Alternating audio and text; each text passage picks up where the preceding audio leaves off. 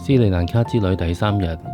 我哋繼之前嗰日去咗古城 Anuradhapura， 今日會繼續喺中部嘅文化大三角度遊走，會去睇2嚿大石頭，而朝早要睇嗰嚿就係呢嚿 Sigiriya 獅子石。上獅子石之前，我哋去咗佢嘅博物館度參觀。博物館冇乜嘢睇，反而佢自身嘅建築叫人喜出望外。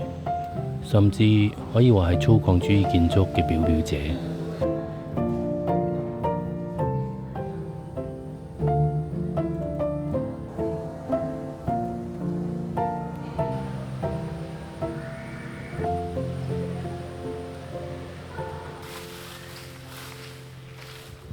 喺獅子石一帶，其實應該話係斯里蘭卡到處都係，可以見到好多流浪狗，但其實佢哋又唔似我哋所認知嘅流浪狗被逼上梁山嗰種。雖然天生天養，但係佢哋同人類和諧共處，甚至共生，所以或者應該叫佢哋做社區狗。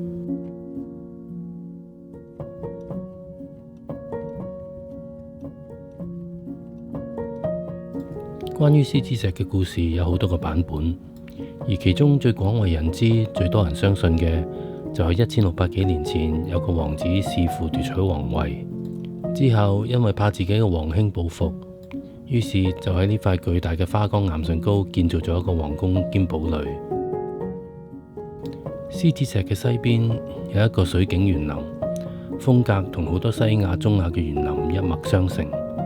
宗族對稱，伊甸樣式處處可見。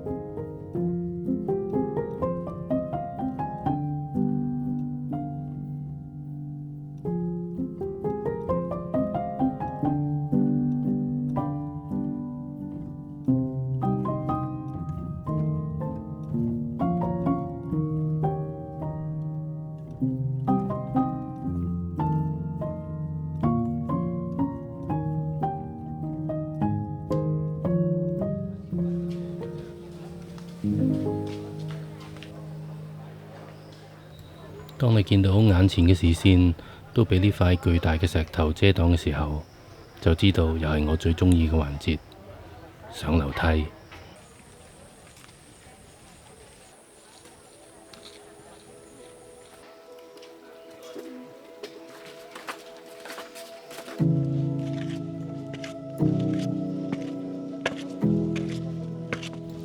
佢唔係冇禮貌，人哋想扶下佢，佢唔領情，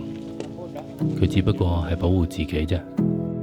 因為上攀獅子石嘅路，沿途會有好多帶住類似工作證嘅人，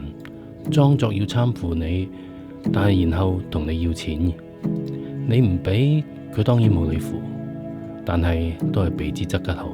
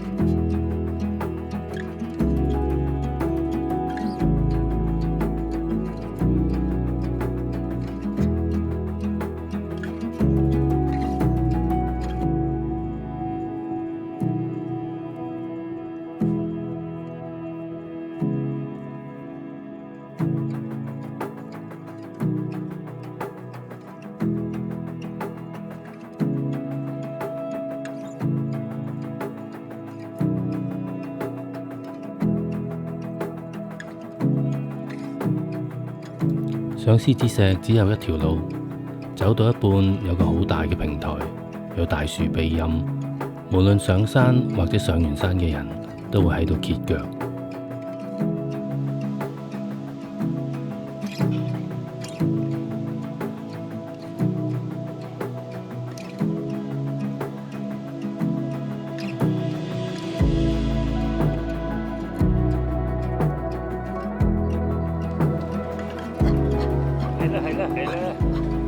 話說是父王子唔單止起咗個堡壘皇宮，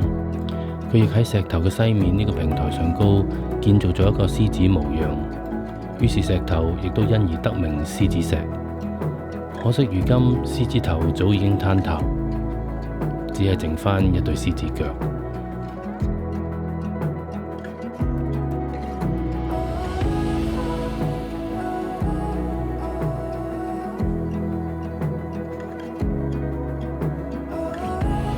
獅子石喺斯里蘭卡算係一個必去嘅景點，所以上去嘅鐵樓梯、鐵棧道會逼到水泄不通。但我已經好感恩有呢條鐵棧道，因為我唔使好似以前造訪獅子石嘅人咁，走旁邊石頭上面開鑿出嚟嘅石棧道。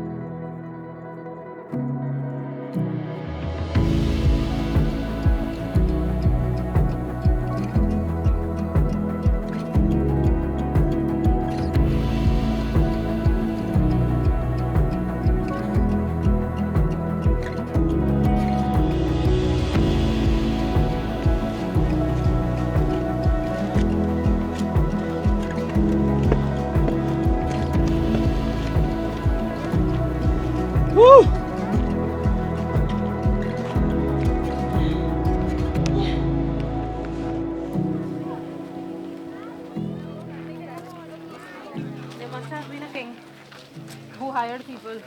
to write stories, exaggerated stories about them.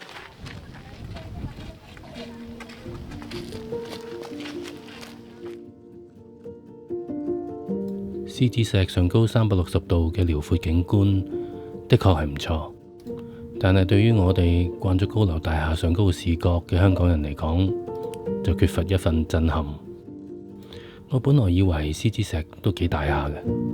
但係上到嚟先發覺，其實佢比我想象中細。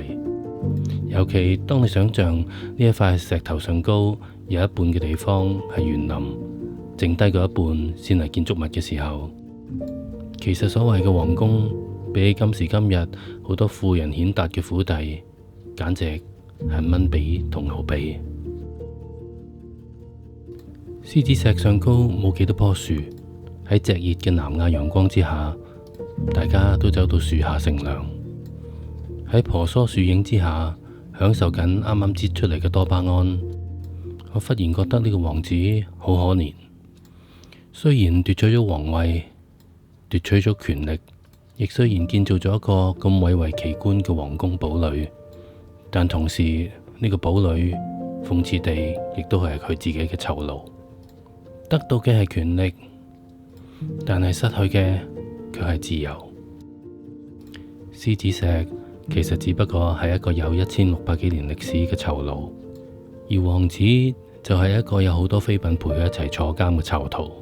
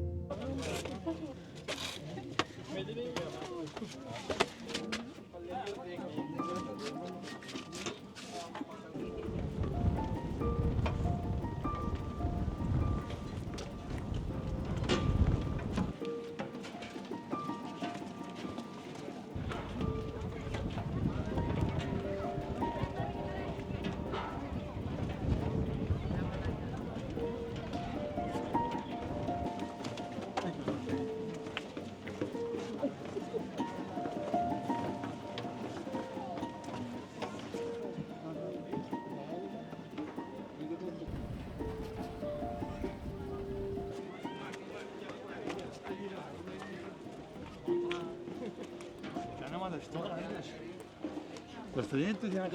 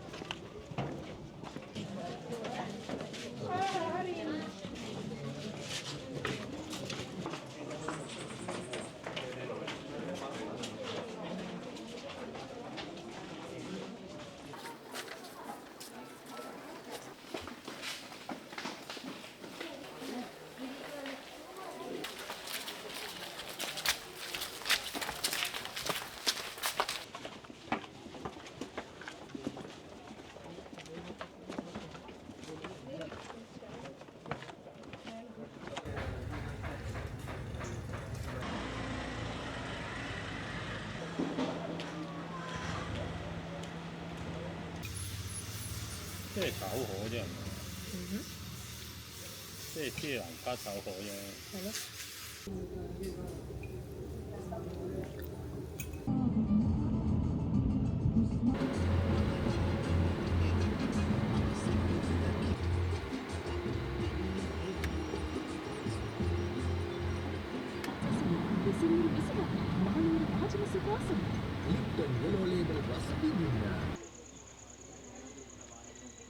我哋又要圍 Sarong，因為我哋嚟緊要參觀嘅地方係一個神聖嘅地方，一個位於一塊巨大嘅石頭下面嘅神聖地方——丹布拉石窟。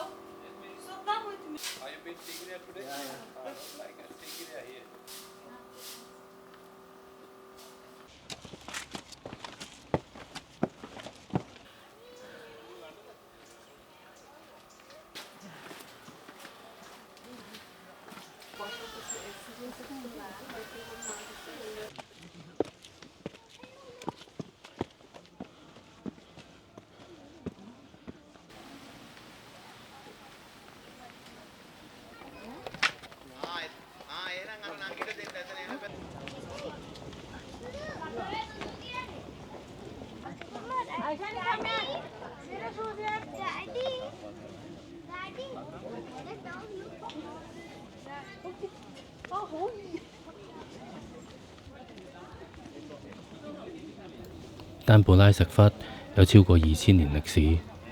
相信係一點一滴由好多佛教僧侶將花崗岩底部嘅洞穴圍封起上嚟，再喺裏面造像同埋畫壁畫，最後再變成佛教一個朝聖嘅地方。但係一走到入去石窟嘅前院，見到嘅唔係佛像，反而係印度教嘅好多神像。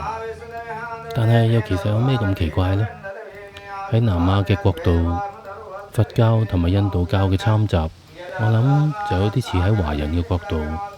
儒釋道三者混為一體。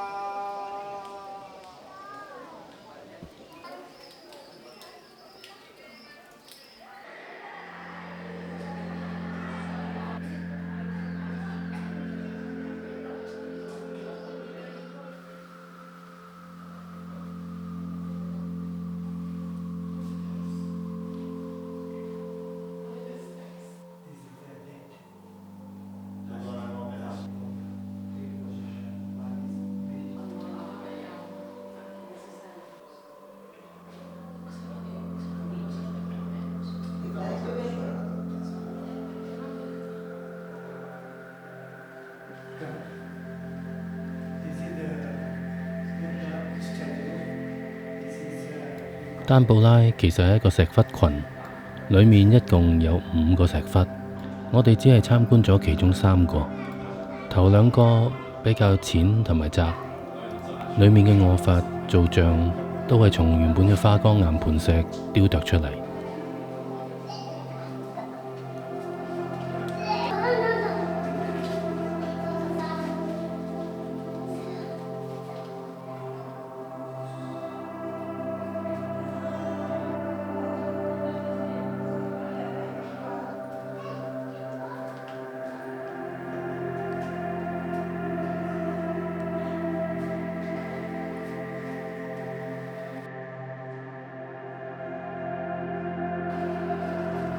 戲肉喺我哋最後參觀嗰間，亦都係最深最闊，令人感覺最為神聖嘅一個。石窟裏面嘅天花畫滿晒壁畫，上面有數以百計大大小小嘅佛像。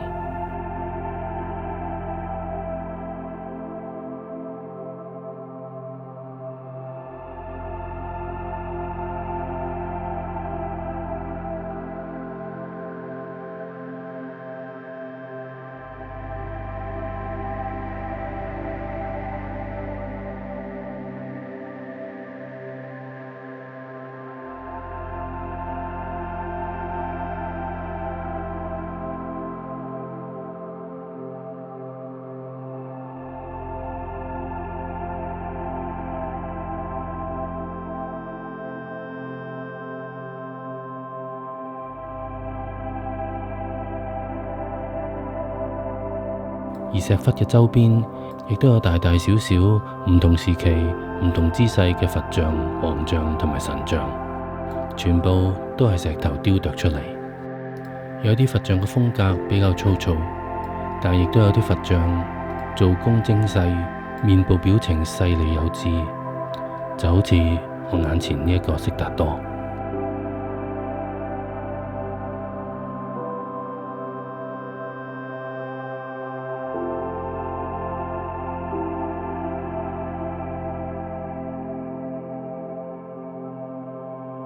今時今日，石窟嘅照明已經係用 LED， 但係石窟嘅照明佈置得好好，佢維持咗石窟應有嘅昏暗環境。當你走到石窟嘅深處，坐喺冰涼嘅陶磚地板上高，閉起雙眼，聽到嘅只係遊人模糊嘅對話嘅回音，同埋地下水從岩隙滴落嘅聲音。想像當年唯一嘅照明只係火把同埋蠟燭，爍爍火光照喺佛像上高。石窟嘅世界係另一個世界，一個出世嘅國度。於是我明白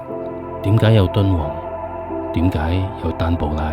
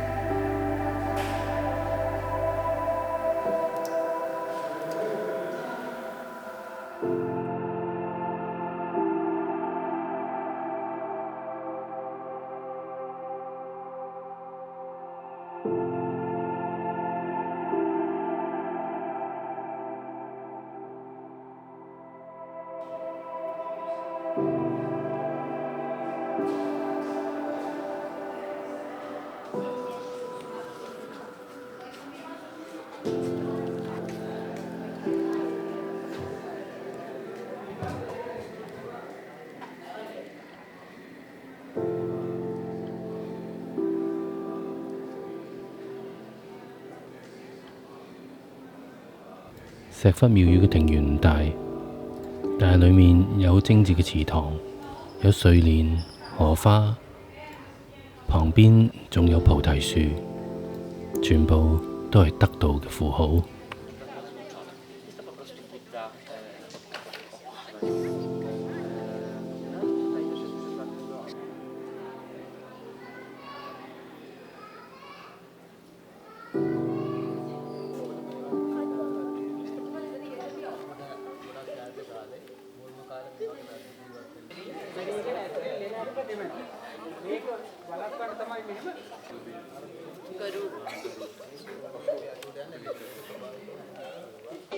Cheers!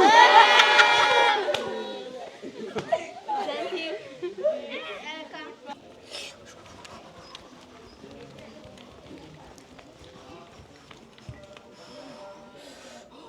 廟宇嘅職員對遊人好友善，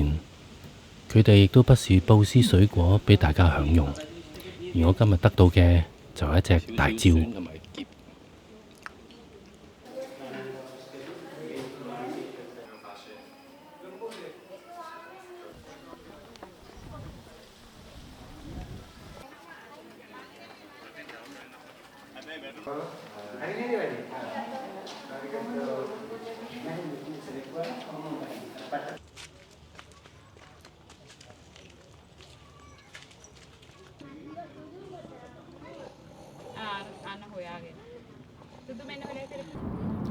喺離開丹布拉去康提嘅路上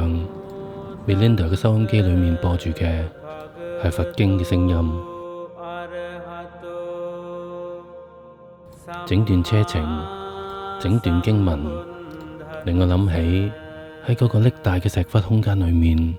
我嘅心境係有幾咁平靜。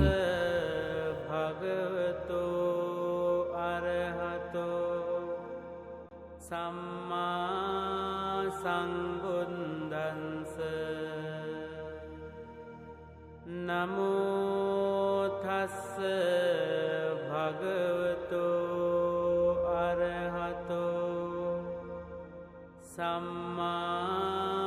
Sambuddhassa。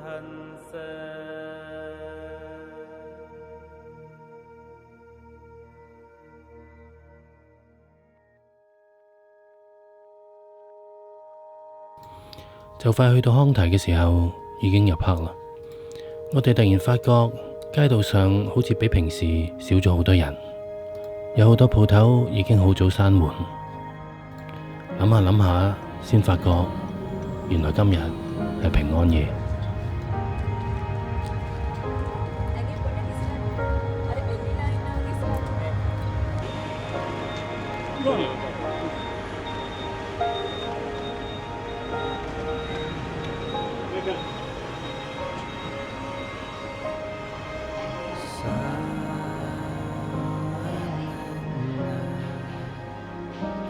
我哋入住嘅呢間酒店係殖民地年代嘅督憲府改建而成，所有嘢都似乎塵封喺一個已經過去咗嘅年代，包括裡面嘅小商店賣嘅貨品，同埋呢一部半自動嘅電梯。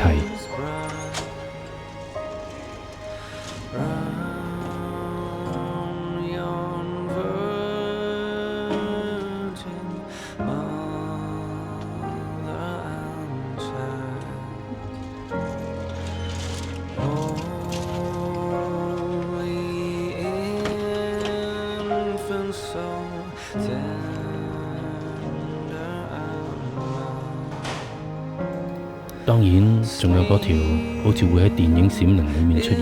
嘅長走廊。